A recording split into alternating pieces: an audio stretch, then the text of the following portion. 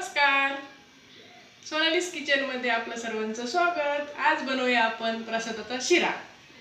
Video बघण्या अगोदर चॅनलला like share subscribe नक्की करा।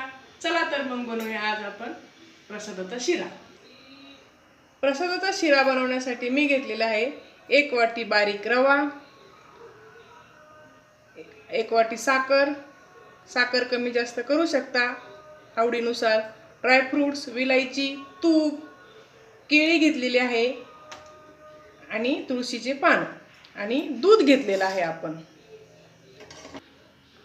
गॅस ऑन केलेला आहे, त्यावर आपण पॅन ठेवलेला आहे आणि इकडे आपण दूध तापायला ठेवून देऊयात। पॅन मध्ये आपण टाकूया सर्वप्रथम तूप टाकूया।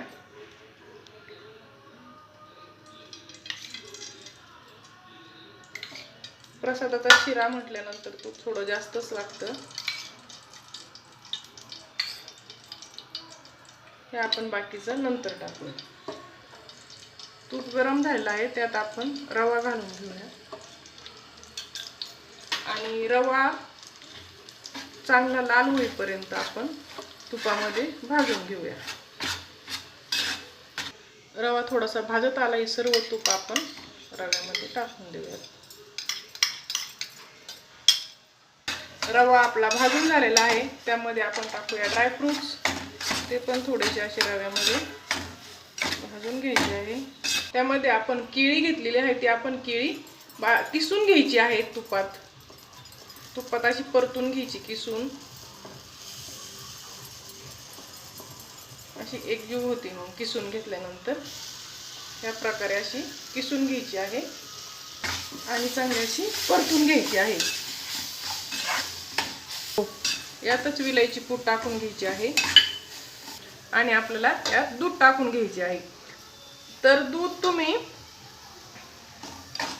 1 वाटी जर बारीक रवा असेल तर 2.5 वाटी दूध टाकू शकता, म्हणजे परफेक्ट असा रवा बनतो।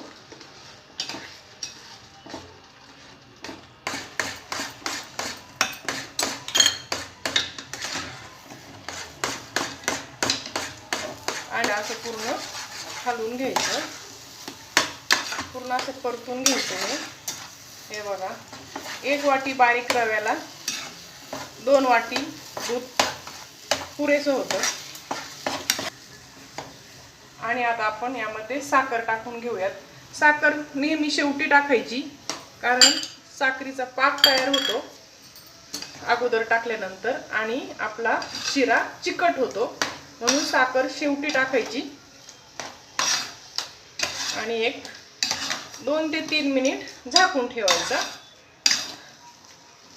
त्याच्यानंतर 1-2 पानं आपण तुळशीच्या याच्यात घालूयात, म्हणजे याला स्मेल छान येतो आणि चवही खूप छान लागते। अशा पद्धतीने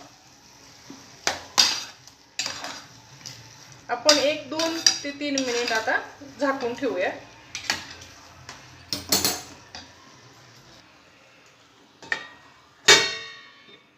गॅस बारीक करायचा आहे। 2 ते 3 मिनिट झालेले आहे। आता बघूया, खूप छान आपला असा हा प्रसादाचा शिरा झालेला आहे।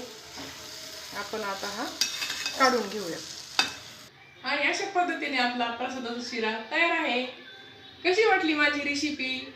आवडल्यास नक्की चॅनलला सबस्क्राइब शेअर कमेंट जरूर करा आणि बेल आयकॉन दाबायला विसरू नका। बाय।